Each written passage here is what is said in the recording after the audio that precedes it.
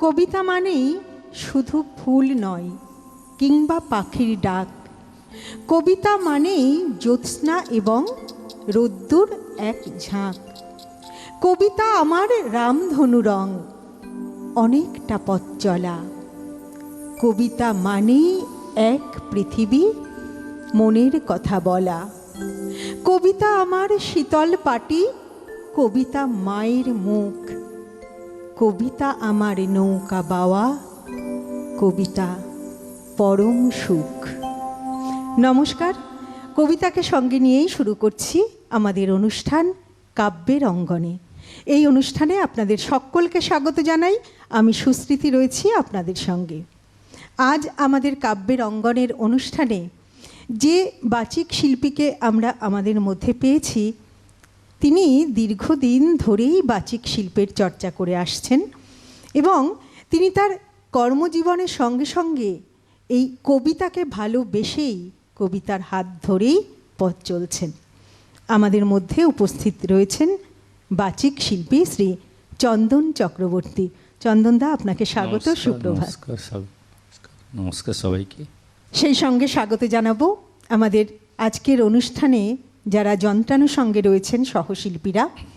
কিবোর্ডে অভিজিৎ দা, তবলায় মৃগাঙ্ক দা, অক্টোপ্যাডে বিক্রম দা এবং সেই সঙ্গে ক্যামেরার ওপারে যারা রয়েছেন, যারা সব সময় আমাদেরকে সহযোগিতা করে চলেন, শব্দ, আলো, ক্যামেরা, পিসিআর, এমসিআর, সকলকে স্বাগত জানিয়ে শুরু করছি আমাদের আজকের কাব্যের অঙ্গনে অনুষ্ঠান। চলে যাব একদম শুরুতেই। আমরা দাদা কি শুনবো প্রথমে? আমি রবীন্দ্রনাথ ঠাকুরের অন্তর মম 5 নম্বর কবিতাটা গীতাঞ্জলির, ওটা করব, কারণ প্রথমেই আমাদের রবীন্দ্রনাথকে স্মরণ করতেই হবে। তাই একদম। অন্তর মম বিকশিত কর, অন্তরতর হে, নির্মল কর, উজ্জ্বল কর, সুন্দর কর হে, জাগ্রত কর, উদ্যত কর, নির্ভয় কর হে, মঙ্গল কর, নিরলস নিঃসংশয় কর হে, অন্তর মম বিকশিত কর, অন্তরতর হে, যুক্ত কর হে সবার সঙ্গে, মুক্ত কর হে বন্ধ, সঞ্চার কর সকল কর্মে, শান্ত তোমার ছন্দ, চরণ পদ্মে মমচিত নিস্পন্দিত কর হে, নন্দিত কর, নন্দিত কর, নন্দিত কর হে, অন্তর মম বিকশিত কর, অন্তরতর হে। গীতাঞ্জলি কাব্যগ্রন্থের এই কবিতা। আসলে রবীন্দ্রনাথ ছাড়া তো আমাদের কিছু শুরু হয় না। আর এই যে গীতাঞ্জলি কাব্যগ্রন্থটি, এই কাব্যগ্রন্থ তো বিখ্যাত কাব্যগ্রন্থ কারণ আমরা সকলেই জানি যে এই কাব্যগ্রন্থের জন্যেই তো বিশ্বকবি রবীন্দ্রনাথ ঠাকুর 1913 সালে সাহিত্যে নোবেল পুরস্কার পেয়েছিলেন, তাই না? আমি একটা কথা বলবো, অনেকেই জানেন যে এই যে গীতাঞ্জলিটা অন্য কেউ অনুবাদ করে দিয়েছে, নোটেনস্টাইন বা ওয়াইবেস, কিন্তু বাস্তবে না, রবীন্দ্রনাথ নিজেই নিজের কবিতাগুলো ইংরেজিতে ট্রান্সলেশন করেছিলেন। সেটা অনেকেই জানে যে অন্য কেউ, কিন্তু রবীন্দ্রনাথ নিজেই বলেছেন। রবীন্দ্রনাথ আবার ব্যঙ্গ করে বলছে, রবীন্দ্রনাথ কি কোনো ইংরেজি জানে, সে আবার কি করে করবে, নিজেই বলছে আবার। কিন্তু রবীন্দ্রনাথই করেছে, অনেকে আমরা ভাবি যে কেউ করে দিয়েছে বা না, কিন্তু না। তারপরে ওই গীতাঞ্জলির নাম ছিল সংস অফারিং। একদম গীতাঞ্জলি। গীতাঞ্জলি কাব্যগ্রন্থ যেটি বাংলা ভাষায় প্রকাশিত হয়েছিল সেটি তো 1910 সালে প্রকাশিত হয়েছিল এবং যেটি ইংরেজি ভাষায়, যেটি ইংরেজি ভাষায় প্রকাশিত হয়েছিল সং অফারিংস নামে, সেটি 1912 সালে প্রকাশিত হয়েছিল এবং 1913 সালে কবি এই কাব্যগ্রন্থের জন্যেই সাহিত্যে নোবেল পুরস্কার পেয়েছিলেন, সেটি তো আমরা সকলেই জানি। এবং ওনার নোবেল প্রাইজে পাওয়ার মধ্যে দুজনের অবদান খুব প্রশংসনীয়। একজন হলো উইলিয়াম বাটলার ইয়েটস, আর একজন রোটেনস্টাইন। ওনাদের জন্যই এটা প্রচার পেয়েছে। বেশ দাদা, আমরা আবারও কবিতায় যাই। এবার কি শুনবো? আবার রবীন্দ্রনাথের কবিতা যাব। সুপ্রভাত কবিতাটা যেটা স্বাধীনতা সংগ্রামীদের প্রচণ্ডভাবে অনুপ্রাণিত করেছিল সেই কবিতাটা। বেশ। রুদ্র তোমার দারুণ দীপ্তি এসেছে দুয়ার ভেদিয়া, বক্ষে বেজেছে বিদ্যুৎবান স্বপ্নের জাল ছেড়িয়া। ভাবিতেছিলাম উঠি কিনা উঠি, অন্ধ তামস গেছে কিনা ছুটি, রুদ্ধ নয়ন মেলি কিনা মেলি, তন্দ্রা জরিমা মাজিয়া। এমন সময়ে ঈশান তোমার বিষান উঠিছে বাজিয়া, বাজেরে গরজি বাজেরে, দগ্ধ মেঘে রন্ধ্রে রন্ধ্রে দীপ্ত গগন মাঝেরে, চমকি জাগিয়া পড়ব ভুবন রক্ত বদন লাজেরে। ভৈরব তুমি কি বেশে এসেছ, ললাটে ফুসিছে নাগিনী, রুদ্র বিনায় এই কি বাজিল সুপ্রভাতের রাগিনী। মুগ্ধ কোকিল কই ডাকে ডালে, কই ফোটে ফুল বনের আড়ালে, বহুকাল পরে হঠাৎ যেন রে অমানিসা গেল ফাটিয়া। তোমার খড়গ আধার মহিষে দুখানা করিল কাটিয়া। ব্যথায় ভুবন ভরিছে ঝড়ো ঝড়ো করি রক্ত আলোক, গগনে গগনে ঝরিছে, কেহ বা জাগিয়া উঠিছে কাঁপিয়া, কেহ বা স্বপনে ডরিছে। তোমার শ্মশান কিঙ্কর দল দীর্ঘ নিশায় ভুকারি, শুষ্ক অধর লেহিয়া লেহিয়া উঠিছে ফুকারি ফুকারি। অতিথি তারা যে আমাদের ঘরে করিছে নৃত্য প্রাঙ্গণ পরে, খোলো খোলো দ্বার গৃহস্থ, থেকো না লুকায়ে। যার যাহা আছে আনো বহি আনো, সব দিতে হবে চুকায়, ঘুমায়ও না আর কেহরে। হৃদয় পিণ্ড ছিন্ন করিয়া ভাণ্ড ভরিয়া দোহরে, ওরে দিন প্রাণ কি মোহের লাগি রেখেছিস মিছে স্নেহরে। উদয়ের পথে শনিকার বাণী, ভয় নাই ওরে ভয় নাই, নিঃশেষে প্রাণ যে করিবে দান, ক্ষয় নাই তার ক্ষয় নাই। হে রুদ্র তব সঙ্গীত আমি কেমনে গাহিব কহি দাও স্বামী। মরণ নৃত্যে ছন্দ মিলায়ে হৃদয় ডমরু বাজাবো, ভীষণ দুঃখে ডালি ভরে লয়ে তোমার অর্ঘ্য সাজাবো। এসেছে প্রভাত এসেছে তিমিরান্তক শিবশঙ্কর, কি অট্টহাস এসেছে যে জাগিল তা চিত্ত আজিকে ভীমানন্দে সপেছে। জীবন সপিয়া জীবনেশ্বর পেতে হবে তব পরিচয়, তোমার ডঙ্কা হবে যে বাজাতে সকল শঙ্কা করি জয়। ভালোই হয়েছে ঝঞ্ঝার বায়ে প্রলয়ের জটা পড়েছে ছড়ায়ে, ভালোই হয়েছে প্রভাত এসেছে মেঘের সিংহ বাহনে, মিলন যজ্ঞে অগ্নি জ্বালাবে বজ্র শিকার দাহনে। তেমির রাত্রি পোহায়ে মহাসম্পদ তোমারে লোভিব, সব সম্পদ খোয়ায়ে মৃত্যুরে লব অমৃত করিয়া, তোমার চরণ ছোঁয়ায়ে। ভীষণ সুন্দর। দাদা একটু জানতে চাইবো, এই যে আপনি পরপর রবীন্দ্রনাথের কবিতা বললেন, তো রবীন্দ্রনাথকে নিয়েই কি আপনার পথ চলা, না আপনি বেশিটা রবীন্দ্রনাথ একটু নজরুল? বেশ। আর এই যে বাচিক চর্চা, আপনি, আমি দেখলাম আপনি একেবারে না দেখেই বললেন, যেটি কবিতা আমরা যখন করি, কবিতার একটা প্রধান শর্ত হচ্ছে এই যে স্মৃতি। কবিতা না দেখে বলা, তবেই তো কবিতা যদি আমরা না দেখে বলি তবেই বোধহয় আমরা সেই কবিতার ভাবটাকে সেইভাবে প্রকাশ করতে পারি। তো আমাদের মধ্যে আজ যিনি উপস্থিত আছেন বাচিক শিল্পী চন্দনদা দেখলাম একেবারে কবিতাটিকে ঠটস্থ বলে গেলেন। তো অনেক দিন ধরেই এই বাচিকের চর্চা নাকি দাদা? না, আমার মুখস্থ হয় না, কোনো কারণে 2-3টা কবিতা মুখস্থ আছে তাই বলছি। আচ্ছা। কিন্তু আমারও এই বয়সে একদম মনে রাখতে পারি না, কারণ নানা সমস্যার মধ্যে চিন্তা থাকে, তো সেই জন্য খুব কঠিন হয়ে যায়। গোটা 10 মতো মুখস্থ আছে। আর তবুও এই যে আপনি আপনার কর্মজীবনের সঙ্গে সঙ্গে এই যে কবিতার চর্চা করে চলেছেন, এটিই তো একটা অনেক বড় বিষয়। এটি কতদিন ধরে চলছে? 2016-তে, কিন্তু সময় পাই না। সারাদিন অফিস করার পর রাত্রিবেলা এসে আর ইচ্ছা করে না, টায়ার্ড লাগে, তো বিশ্রাম করি। তাও শনি রোববার যদি সময় পেলে কিছু করি, তাও ঠিক মতো হয় না। তবুও ভালো লাগাটা রয়েছে, ভালো লাগাটা আছে, ইন্টারেস্ট আছে, ভালো লাগে। আর ভালো লাগাটা থাকলেই না ঠিক একটা জায়গায় পৌঁছে যাওয়া যায়, আর ভালো লাগাটাই হচ্ছে প্রধান বিষয়। দাদা, আমরা তাহলে পরের কবিতায় আবার যাই। পরের কবিতা আমি যাব আমি।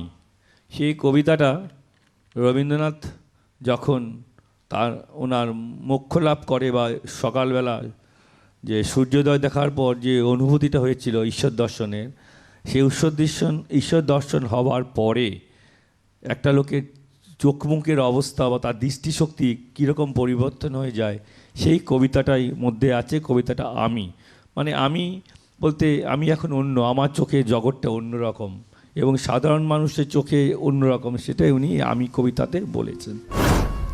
আমারই চেতনা রঙে পান্না হলো সবুজ, চুনি উঠল রাঙা হয়ে। আমি চোখ মেললাম আকাশে, জ্বলে উঠল আলো পূবে পশ্চিমে। গোলাপের দিকে চেয়ে বললুম, সুন্দর সুন্দর হলো সে। তুমি বলবে, এ যে তত্ত্ব কথা, এ কবির বাণী নয়। আমি বলবো, এ সত্য, তাই এ কাব্য। এ আমার অহংকার, অহংকার সমস্ত মানুষের হয়ে। মানুষের অহংকার পটেই বিশ্বকর্মার বিশ্বশিল্প। তত্ত্বজ্ঞানী জপ করছেন নিঃশ্বাসে প্রশ্বাসে, না না না, না পান্না, না চুনি, না আলো, না গোলাপ, না আমি, না তুমি। ওদিকে অসীম যিনি, তিনি স্বয়ং করেছেন সাধনা মানুষের সীমানায়, তাকেই বলে আমি। সেই আমির গহনে আলো আধারের ঘটল সঙ্গম, দেখা দিল রূপ, জেগে উঠল রস। না কখন ফুটে উঠে হলো হাঁ, মায়ার মন্ত্রে, রেখায়, রঙে, সুখে দুঃখে। একে বলো না তত্ত্ব, আমার মন হয়েছে পুলকিত। বিশ্ব আমি রচনার আসরে, হাতে নিয়ে তুলি, পাত্রে নিয়ে রং। পণ্ডিত বলছেন, বুড়ো চন্দ্রটা নিষ্ঠুর চতুর হাসি তার, মৃত্যুদূতের মতো গুড়ি মেরে আসছে সে পৃথিবীর পাজরের কাছে। একদিন দেবে চরম টান তার সাগরে পর্বতে। মর্তলোকের নতুন খাতায় পাতা জুড়ে নামবে একটা শূন্য, গিলে ফেলবে দিন রাতের জমা খরচ। মানুষের কীর্তি হারাবে অমরতার ভান, তার ইতিহাসে লেপে দেবে অনন্ত রাত্রির কালি। মানুষের যাবার দিনে চোখ বিশ্ব থেকে নিকিয়ে নেবে রং, মানুষের যাবার দিনে মন ছানিয়ে নেবে রস। শক্তির কম্পন চলবে আকাশে আকাশে, জ্বলবে না কোথাও আলো। বিনাহীন সবাই যন্ত্রীর আঙ্গুলে নাচবে, বাজবে না সুর। তখন কবিত্ববিহীন বিধাতা একা রবেন বসে নীলিমাহীন আকাশে, ব্যক্তিত্বহারা অস্তিত্বের গণিত তত্ত্ব নিয়ে। তখন বিরাট বিশ্বভুবনে দূর দূরান্তে অনন্ত অসংখ্য লোকান্তরে এ বাণী ধ্বনিত হবে না কোনোখানি, তুমি সুন্দর, আমি ভালোবাসি। বিধাতা কি আবার বসবেন সাধনা করতে যুগ যুগান্তর ধরে? প্রলয় সন্ধ্যায় জপ করবেন, কথা কও কথা কও। বলবেন, বলো তুমি সুন্দর। বলবেন, বলো আমি ভালোবাসি।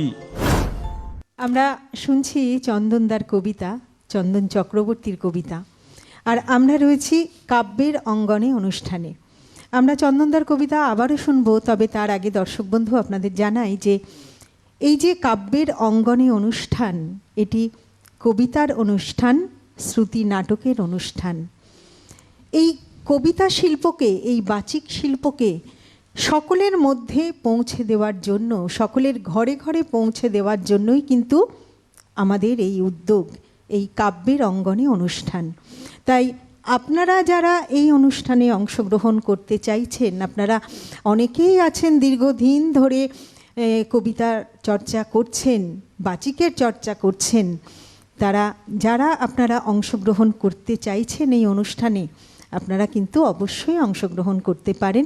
টেলিভিশন স্ক্রিনে যে নাম্বারটি যাচ্ছে যোগাযোগ করবার নাম্বার, সেই নাম্বারে আপনারা ফোন করুন। ফোন করে এখানে অডিশন দিয়ে নির্বাচিত হলে আপনারাও কিন্তু এই অনুষ্ঠানে অংশগ্রহণ করতে পারবেন। আপনাদের এই যে দীর্ঘদিনের চর্চা, আপনাদের প্রতিভা, আপনাদের কবিতাকে আমাদের এই সিটিভিএনের মাধ্যমে, সিটিভিএনের পর্দার মাধ্যমে পৌঁছে যাবে সকল মানুষের ঘরে ঘরে। তাই দেরি না করে অবশ্যই ফোন করুন। যোগাযোগ করবার যে নাম্বারটি যাচ্ছে টেলিভিশন স্ক্রিনে, সেই নাম্বারে যোগাযোগ করে অডিশন দিয়ে নির্বাচিত হয়ে আমাদের অনুষ্ঠানে অংশগ্রহণ করুন। আমরা যাব আবার চন্দনদার কাছে। চন্দনদা, এবারে কি শুনবো?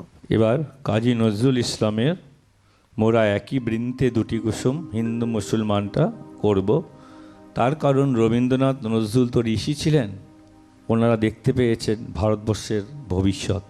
তার কারণ প্রত্যেক ধর্মই মানুষকে মুক্তি দেয়, উদ্দেশ্য হলো একটাই, দুজন হিন্দুরা মুক্ত পাবে, মুসলিমরা মুসলিম ধর্ম অবলম্বন করে মুক্তি পাবে, হিন্দুরা যে যার ধর্ম অনুযায়ী। কিন্তু আমাদের মধ্যে বিভেদ আসলে যেটা আমাদের দেশের পক্ষে ক্ষতি, সেটাই নজরুল লিখেছিলেন। এটাই ব্যাপার আর কি। কারণ দুজনকে বুঝতে হবে, শুধু হিন্দুদের বুঝলে হবে না, হিন্দু মুসলমান সবাইকে বুঝতে হবে যে আমাদের ধর্ম নিয়ে হানাহানি করাটা বোকামি ছাড়া কিছুই না। কারণ বাঙালিদের মধ্যে ভাষা এক, সংস্কৃতি এক, ভাত ডাল আমরা খাই, মাছ খাই, একটা খাবার বাদ, কিন্তু সংস্কৃতি এক, শরীর গঠন এক, জলবায়ু এক, সবই এক, জল এক, ভাষা এক, শুধু একটা জিনিস আলাদা, ধর্ম। কিন্তু সেই ধর্মটাই উদ্দেশ্য হলো সবাইকে এক করা। সেই জন্য রবীন্দ্রনাথ, নজরুল, মহাপুরুষ হিসেবে স্বামীজিও এই কথাই বলেছেন, একই বৃন্তে দুটি কুসুম।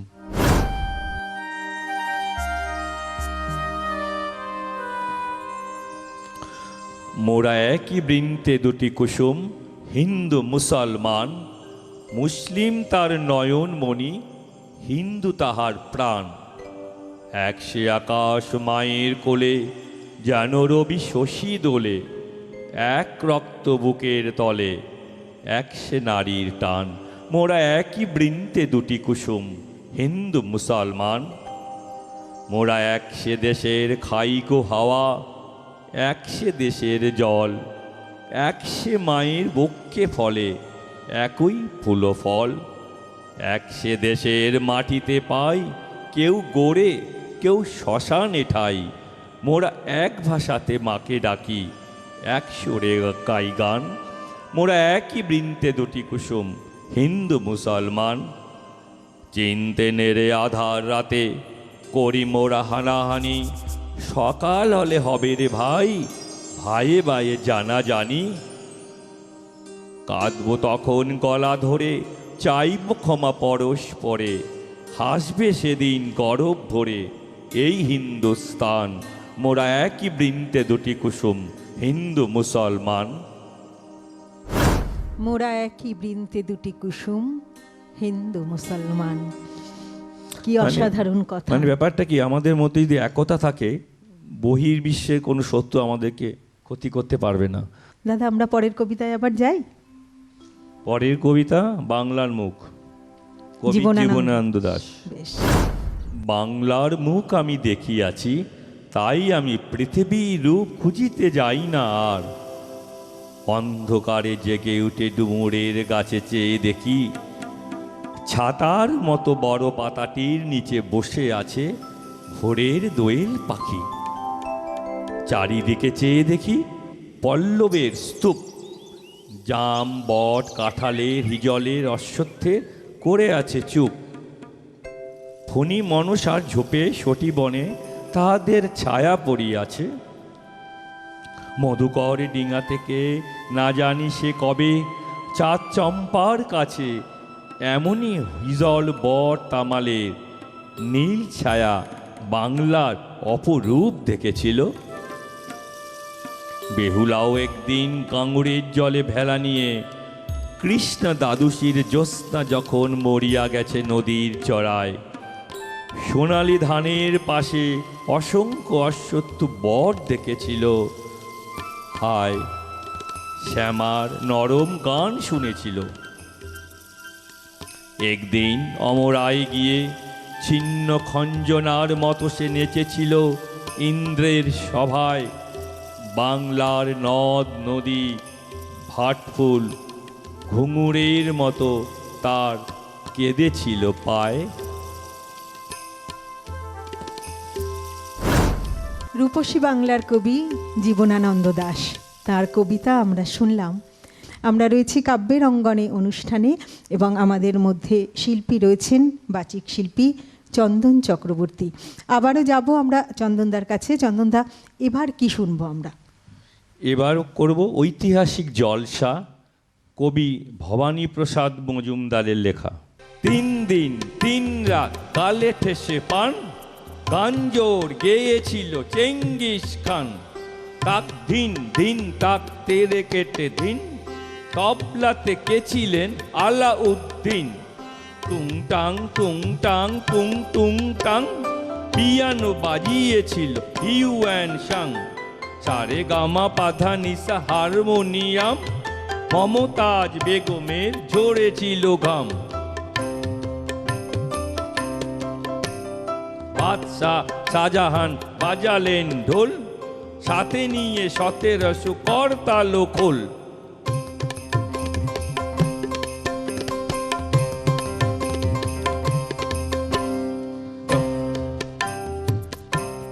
জলসাতে ছিল আরো মজার জিনিস, সব নাকি লেখে গেছে মেঘাস্তিনিস।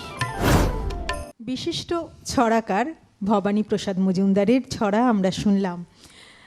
একবিংশ শতকে যে প্রথম সারির ছড়াকার রয়েছেন তাদের মধ্যে অন্যতম ভবানী প্রসাদ মজুমদার। পরবর্তী কবিতা বীরেন্দ্র চট্টোপাধ্যায়ের গোধূলি সাঁওতাল, অর্থাৎ মানে 3 পাহাড়ের স্বপ্ন, দুটোই নাম দেওয়া আছে। বেশ।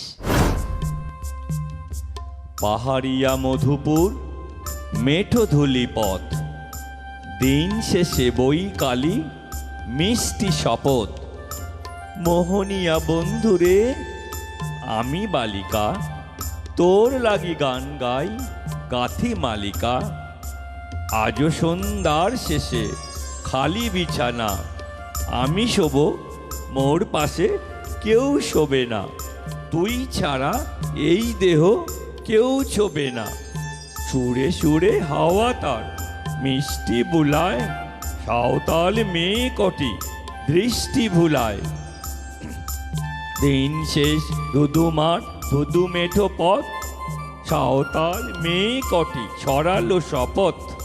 হাওয়ায় হাওয়ার মতো তাদের শপথ। আইমি তেনি আজ রাতে চাঁদ কুড়ানো মাঝরাতে, আবছা আলোর কান্নাতে মুখ রেখে তুই ঝর্ণা ধারে আয়। আয় জোয়ানের মন জ্বালা, নাচ দিয়ে সই গাতমালা। চুমুর গেলাস মদ ঢালা, দে চুড়ে দে 3 পাহাড়ের গায়ে। চোখ কেন তোর কাঁপছে মেয়ে, বুক কেন তোর দুলছে। কাল দুখানি লালচে শরীর সাপের মতোই ফুলছে। কাকে মারবি ছোবলল, কোন ছেলে তোর কি করলো। মাদল ভেবে কেউ কি তোকে আজকে বাজালো। ফুল দিয়ে নয় ফাঁক চড়িয়ে বিকেল সাজালো। কেমন দিবি সাজারে আর যাবি নে পাহাড়ে।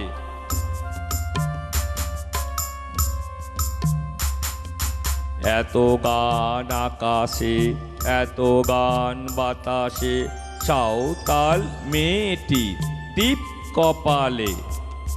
ছেলেটি পিছন নিল তবু কি বলে, রাঙা ফুল মেয়েটি খোপায় জলে। ছেলেটি বাজালো বাঁশি তবু কি বলে। এত মদ আকাশে এত মদ বাতাসে, নেশা যেন ধরে যায় ছেলেটির বাঁশিতে। মনে হয় দোষ নেই ভালোবাসা বাঁশিতে। তবে চাঁদ সরে যাও যাও তাহলে, ও ছেলে পিছন তুই নিলি কি বলে, পথ ভুলে গেছি মেয়ে খিল খিল হাসিতে, শোনো কোনো দোষ নেই শোনো ভালোবাসা বাসিতে।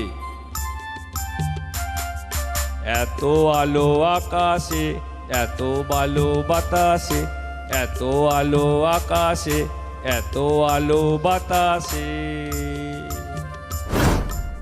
কবি বীরেন্দ্র চট্টোপাধ্যায়ের একটি বিখ্যাত এবং জনপ্রিয় কবিতা তিন পাহাড়ের স্বপ্ন আমরা শুনলাম। এই কবিতাটি সাঁওতাল ছেলে মেয়েদের কবিতা, তাদের ভালোবাসার একটি কবিতা আমরা চন্দনদার কণ্ঠে শুনলাম। আমরা একদম অনুষ্ঠানের শেষ মুহূর্তে চলে এসেছি। আমরা আর একটি কবিতা শুনতে শুনতে আমাদের অনুষ্ঠান শেষ করব। তবে তার আগে দর্শক বন্ধু আপনাদেরকে জানাই যে আপনারা, আবারও বলছি যে আপনারা যারা এই অনুষ্ঠানে অংশগ্রহণ করতে চাইছেন তারা টেলিভিশন স্ক্রিনে যে নাম্বারটি যাচ্ছে যোগাযোগ করবার নাম্বার, সেই নাম্বারে যোগাযোগ করে অডিশন দিয়ে নির্বাচিত হয়ে আপনারাও কিন্তু এই অনুষ্ঠানে অংশগ্রহণ করতে পারেন। আর আপনাদের এই ভালো লাগার অনুষ্ঠান, আপনাদের ভালোবাসার অনুষ্ঠান কাব্যের অঙ্গনে, এই অনুষ্ঠানটি আপনাদের ভালো লাগলে অতি অবশ্যই আপনারা এটি সোশ্যাল মিডিয়া বা সমাজ মাধ্যমে সেটিকে শেয়ার করে দেবেন, যাতে বহু সংখ্যক মানুষের কাছে আমাদের এই অনুষ্ঠানের খবরটি পৌঁছে যায়। আমরা চন্দনদার কবিতা শুনতে শুনতে আজকের কাব্যের অঙ্গনে অনুষ্ঠান শেষ করব। আমি স্বস্তিদিকে আমার শুভেচ্ছা এবং শ্রদ্ধা জানাই। অভিজিৎ দা, বিক্রম দা এবং মৃগাঙ্কদাকে আমার শুভেচ্ছা এবং শ্রদ্ধা জানাই। সমস্ত ইলেকট্রিশিয়ান, ক্যামেরাম্যান, এমসিআর, পিসিআর এবং সমস্ত ইলেকট্রিশিয়ানকে আমার শ্রদ্ধা জানাই এবং সবার উপরে সমস্ত দর্শককে আমার শ্রদ্ধা জানিয়ে আমি এখন সবার আমি ছাত্র কবিতাটা করব। কবি হলেন সুনির্মল বসু। আকাশ আমায় শিক্ষা দিল উদার হতে ভাইরে, কর্মী হবার মন্ত্র আমি বায়ুর কাছে পাইরে। পাহাড় শিখায় তাহার সমান, হই যেন ভাই মৌন মহান। খোলা মাঠের উপদেশে দিল খোলা হই তাই রে, আকাশ আমায় শিক্ষা দিল উদার হতে ভাইরে। সূর্য আমায় মন্ত্রণা দেয় আপন তেজে জ্বলতে, চাঁদ শিখালো হাসতে মেদুর মধুর কথা বলতে। ইঙ্গিতে তার শিখায় সাগর, অন্তর হোক রত্ন আকর। নদীর কাছে পেলাম শিক্ষা আপন বেগে চলতে, আকাশ আমায় শিক্ষা দিল উদার হতে ভাইরে। মাটির কাছে সহিষ্ণুতা পেলাম আমি শিক্ষা, আপন কাজে কঠোর হতে পাষাণ দিল দীক্ষা। ঝর্ণা তাহার সহজ গানে গান জাগালো আমার প্রাণে, শ্যামবনানী সরসতা আমায় দিল ভিক্ষা। আকাশ আমায় শিক্ষা দিল উদার হতে ভাইরে। বিশ্বজোড়া পাঠশালা মোর, সবার আমি ছাত্র। নানান ভাবের নূতন জিনিস শিখছি দিবারাত্র।